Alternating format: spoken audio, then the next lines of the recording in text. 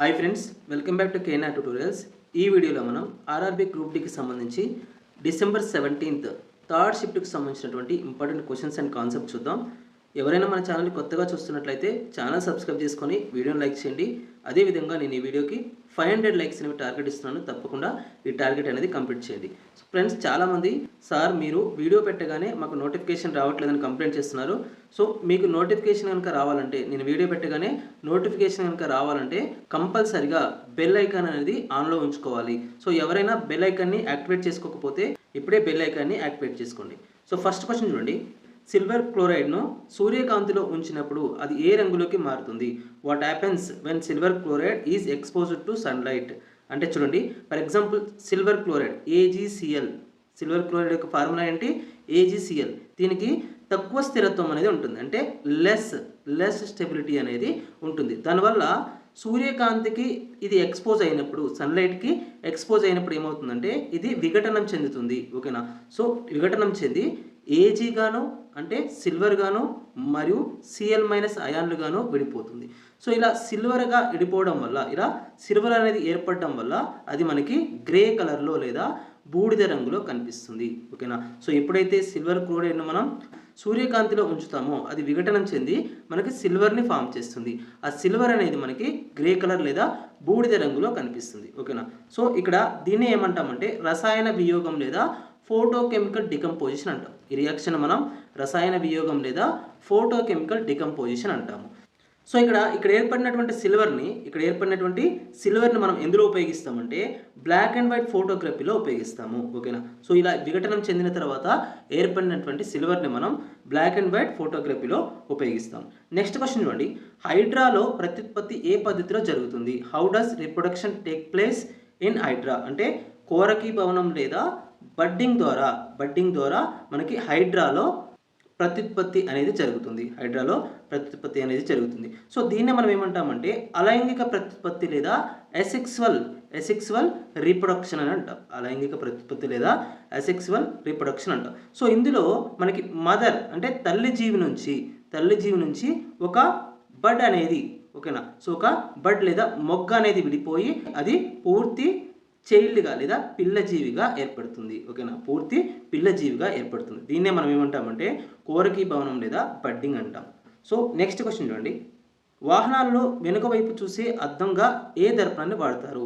Which mirror is used as a rear view mirror in vehicles? అంటే కుంభాకార దర్పణం లేదా convex మిర్రర్ని వాడతాం. వాహనాల్లో వెనుక వైపు నుంచి వచ్చేటటువంటి వాహనాలను చూడటం కోసం మనం కుంభాకార దర్పణం లేదా కన్వెక్స్ మిర్రర్ని వాడతాం. సో దీన్నే ఎందుకు వాడతామంటే ఇది ఎల్లప్పుడూ కూడా నిటారుగా ఉండేటటువంటి ప్రతిబింబాన్ని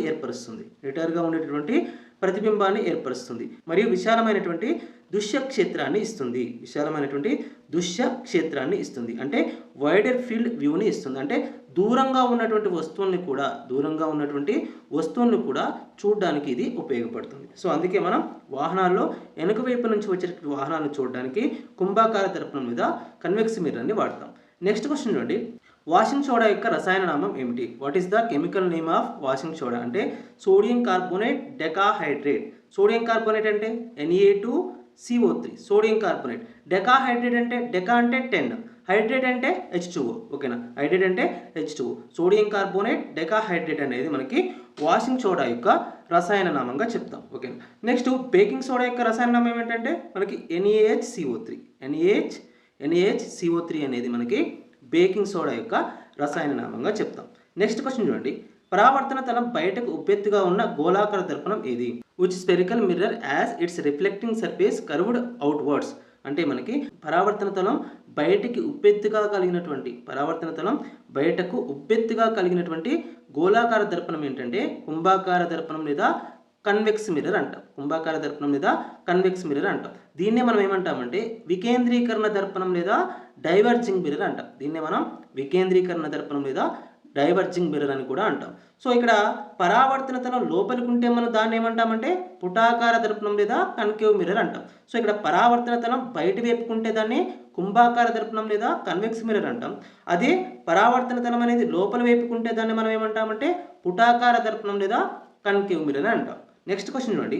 తరంగ పౌనఃపున్యం రెట్టింపు అయితే దాని తరంగ దైర్ఘ్యం ఏమవుతుంది? సో చాలా ఈజీ క్వశ్చన్ ఇది. సో ఈ క్వశ్చన్కి ఆన్సర్ చేయాలంటే మనకి తరంగ పౌనపున్యం న్యూకి మరియు తరంగ దైర్ఘ్యం లాంబ్డాకి మధ్య రిలేషన్ తెలియాలి. సో వీటి మధ్య రిలేషన్ ఏంటంటే విలోమానుపాతంలో ఉంటుంది. ఓకేనా. సో వీటి మధ్య రిలేషన్ అనేది ఇండైరెక్ట్లీ ప్రపోర్షనల్ ఉంటుంది. అంటే new indirectly proportional to lambda, new indirectly proportional to lambda అంటాం. సో ఒకవేళ న్యూ అనేది అంటే పౌనపున్యం అనేది రెట్టింపు అయింది అనుకోండి, పౌనపున్యం అనేది రెట్టింపు అయితే రెండింతలు అయితే అప్పుడు మనకి లాంబ్డా అనేది ఆఫ్ అవుతుంది. లాంబ్డా అనేది ఏమవుతుంది? ఆఫ్ అవుతుంది. ఓకేనా. సో పౌనపున్యం రెట్టింపు అయినప్పుడు లాంబ్డా లేదా తరంగ దైర్ఘ్యం అనేది ఆఫ్ అవుతుంది. ఎందుకంటే అవి రెండు కూడా ఇండైరెక్ట్లీ ప్రపోర్షనల్ రిలేషన్షిప్లో ఉంటాయి కాబట్టి. ఓకేనా. నెక్స్ట్ క్వశ్చన్ చూడండి. ద్రవ్యరాశి 7 kgs మరియు వేగం 8 meters per second అయితే ద్రవ్య వేగం ఎంత?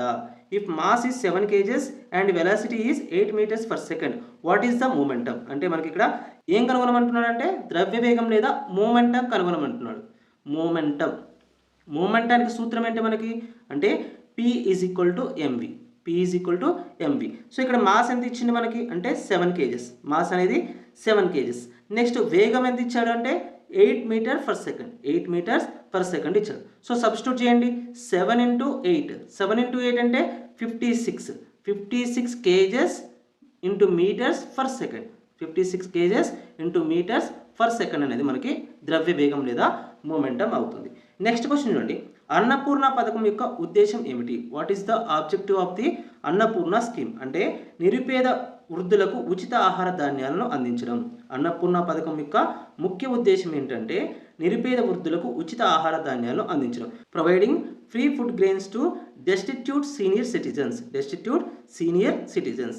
అంటే పెన్షన్ రానటువంటి అర్హులైన వృద్ధులకు 10 kgల బియ్యాన్ని అందించడమే ఈ పథకం యొక్క ముఖ్య ఉద్దేశం. ఎప్పుడు స్టార్ట్ చేశారంటే 2000 సంవత్సరంలో స్టార్ట్ చేయడం జరిగింది. నెక్స్ట్ క్వశ్చన్ చూడండి.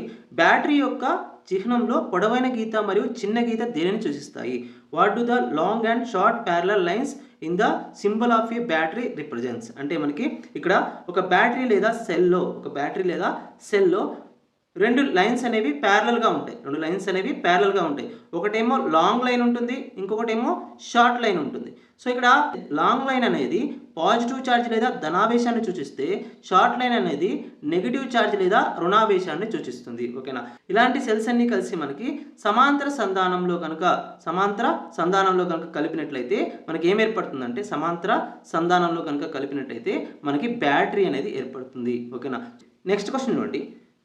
HIV వ్యాప్తి చెందిన మార్గం ఏది? Which of the following is not a mode of transmission for HIV? అంటే ఇక్కడ కౌగులించుకోవడం ద్వారా కానీ దొమ్మకాటు ద్వారా కానీ కలిసి భోజనం చేయడం ద్వారా మనకి HIV అనేది రాదు. కానీ HIV రక్తం అనేది ఎక్కించడం ద్వారా లేదా లైంగిక సంపర్కం ద్వారా తల్లి నుండి బిడ్డకి HIV అనేది వ్యాప్తి చెందుతుంది. నెక్స్ట్ క్వశ్చన్ చూడండి.